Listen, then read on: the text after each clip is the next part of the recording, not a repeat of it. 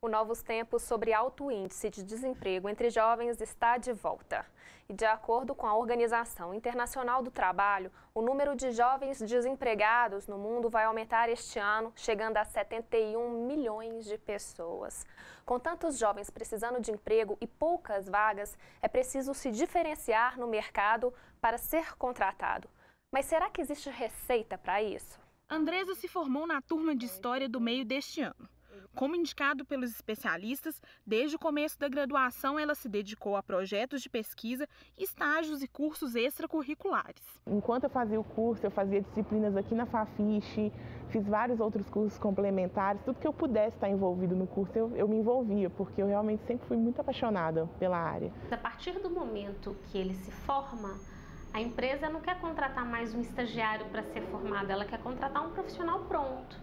Então é muito importante durante a graduação, mesmo ele tendo o curso de inglês, mesmo ele tendo outras qualificações acadêmicas, ele ter tido experiência profissional, seja como estágio, seja com alguma coisa realmente na área que ele quer seguir. Mas as experiências não foram bastante na hora de conseguir um emprego. Você vai assim nas escolas, você não encontra designação, você não encontra aula.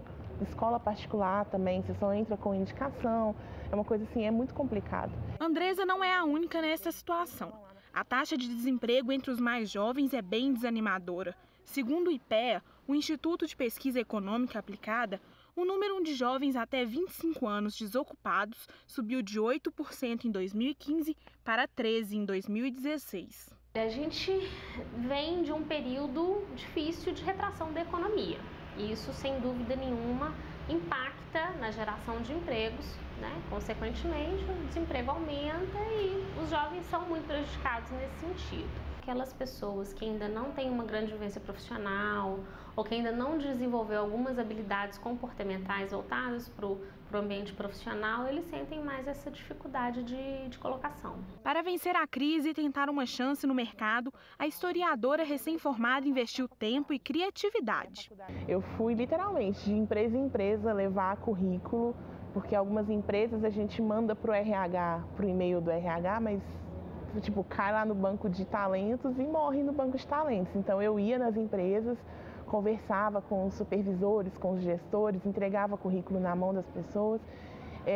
Eu fiz a publicação do Facebook para poder divulgar mesmo, mas não que eu tinha esperança de que eu fosse efetivamente conseguir alguma coisa, mas eu queria mais me divulgar mesmo, divulgar meu currículo, para que as pessoas me conhecessem, porque às vezes não tinha um emprego, mas podia me oferecer algum freelancer, algum trabalho à parte, alguma prestação de serviço, isso para mim já era interessante.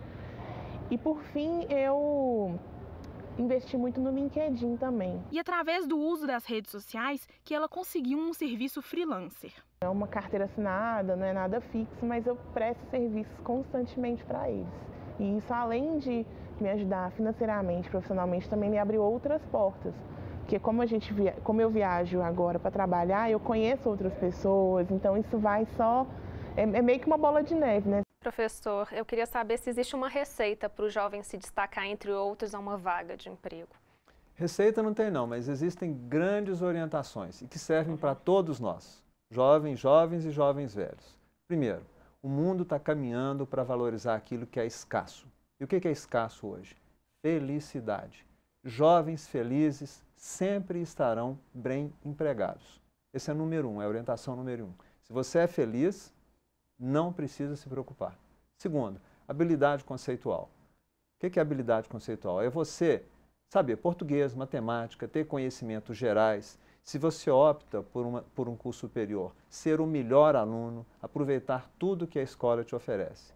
E terceiro, tão importante quanto, é que por menos experiência que você tenha, você deve mostrar aquilo que já sabe e ter uma grande vontade de aprender.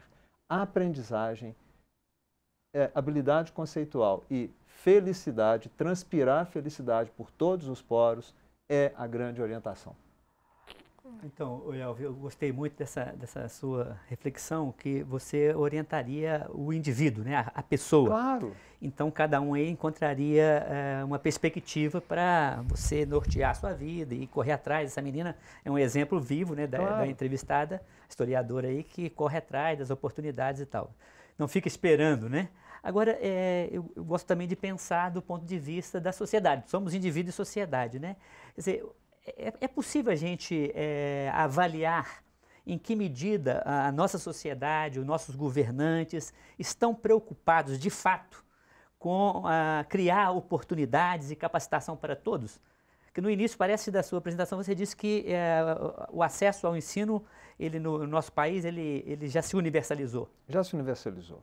E olha, existe essa preocupação sim, e já está posta. Isso porque nós temos um país para construir. Nosso país, em todas as áreas, precisa se desenvolver. É diferente lá dos países do primeiro mundo, onde as coisas estão prontas. Nós não. Nós temos que criar um país. E tanto a classe política quanto a sociedade, no modo geral, acredita no jovem, confia no jovem, mesmo porque ele é a semente desse desenvolvimento. Por isso que o desemprego entre os jovens preocupa mais, machuca mais do que entre os adultos, né, e os mais velhos. Porque o jovem é que guarda a semente da esperança mesmo, sem querer ser utópico. Mas é ele que vai construir o país. E é o país que nós precisamos. Mas com esses dados, fica alguma coisa latejando como pensador na minha cabeça, que é o seguinte: é possível a gente imaginar um pacto social, uma realidade social que caiba a todos? Ou vai ter sempre a massa sobrante? Quer dizer, vai ser sempre o desemprego, vai rondar, vai graçar a vida de uma porcentagem da juventude? Ainda que a gente universalize as oportunidades, ou a gente tem que estar atentos diariamente para construir a sociedade pautada na justiça, na inclusão? Se nós nos orientarmos pelas regras atuais, pode parecer que não, que muitos ficarão à margem desse desenvolvimento. Mas repara, essas regras vão mudar também. Que regras que são essas? A distribuição da riqueza, as relações de trabalho, as oportunidades de negócio, isso necessariamente vai mudar. Nós estamos falando já em um outro capitalismo, uma economia colaborativa. Olha o Uber, olha a quantidade de serviços online que existe, olha a quantidade de pessoas trabalhando em casa. Então, nas regras atuais, muitos ficarão à parte, mas essas regras de negócio, as relações sociais, necessariamente vão mudar, já estão mudando. E aí as oportunidades vão aumentar. Nesse sentido, a gente seria pertinente aqui fazer uma distinção entre trabalho, emprego e negócios, assim, serviços? Claro, vamos pensar. Quando você fala em negócios, eu sou dono do poder, da capacidade de fazer as coisas, eu sou dono de um capital e vou investir esse capital num negócio próprio. É você ser empreendedor. Então, quando eu falo em freelancer, em home office, é esse profissional, esse jovem que descobriu o seu talento para desenvolver as suas atividades por conta própria, né? E aí, emprego, trabalho, né? Quantas vezes nós já ouvimos falar que o emprego de carteira assinada está em crise, mas o trabalho não. É exatamente isso. Nós temos que construir um país. Faz uma coisa, descobre aquilo que você sabe, que você faz mais ou menos que seja, investe. Seja como cozinheiro, seja como enfermeiro, seja como cuidador de idoso, mas investe pesadamente, trabalhe muito e certamente você vai conquistar o seu lugar. E nós, conversando aqui no início, antes de começarmos essa entrevista, nós falávamos de experiências de outros países, né? Por exemplo, a gente falava da experiência da Holanda, de diminuir um pouco o turno de trabalho, o número de horas de trabalho, para ter mais de um turno e ter mais gente com oportunidade de trabalho. Falamos da experiência da Suécia, né, de o mesmo emprego ser dividido por mais de uma pessoa. Você conhece experiências assim, Elvio? Acha que o Brasil também é criativo nessas experiências? Conheço, estive nesses países recentemente e eu vi lá, é um país pronto que já oferece, principalmente, segurança para as pessoas trabalharem. Então, eles têm educação de qualidade, eles têm saúde de qualidade, infraestrutura que dá certo conforto para eles desenvolverem suas tarefas. Isso sobra tempo para eles investirem também na sua carreira. Então, eles vão estudar mais, eles vão ter uma cultura mais desenvolvida. O Brasil pode chegar lá? É aí a questão. Hoje, a distância é muito grande, mas é esse país que nós temos possibilidade de desenvolver, de construir, para chegar no modelo da Suécia. Agora, nós que trabalhamos dentro de um contexto urbano de grandes centros, como aqui é Belo Horizonte, a gente vê hoje muitos jovens assumindo cada vez mais assim, o ser sujeito da sua própria história. A gente está vendo aí uma grande parcela de jovens ocupando escolas, querendo um Brasil diferente, mais justo. Você que trabalha também com jovens, você está mais otimista em relação ao futuro ou essas questões outras faz a gente ficar mais assim, com o pé no chão e mais reservado de que futuro sombrio nos aguarda? A crise precede a revolução. Não tem revolução sem crise. E nós estamos exatamente isso. Nós passamos por um momento político turbulento, nós estamos num momento econômico, apesar de em recuperação, mas turbulento, nós estamos em crise. E é a crise que gera as grandes revoluções. Então, jovens, por qualquer motivo, né, obviamente esses motivos são justos, ocupando escolas, ocupando praças, forjam um novo profissional do futuro. São esses profissionais que, educadamente ocupando esses lugares, vão ser os gerentes de empresas, vão ser os médicos, os engenheiros, com certeza. Eu acredito piamente nisso. Elvio, muito obrigado por sua presença aqui enriquecendo novos tempos. Eu é que agradeço. Seria miopia pensarmos que o desemprego dos jovens é apenas problema deles. As juventudes fazem parte do presente e do futuro de qualquer sociedade. Além disso, cada jovem está inserido em uma família, estabelece relações sociais e carrega consigo os mesmos desejos de inclusão, felicidade e realização de qualquer pessoa humana.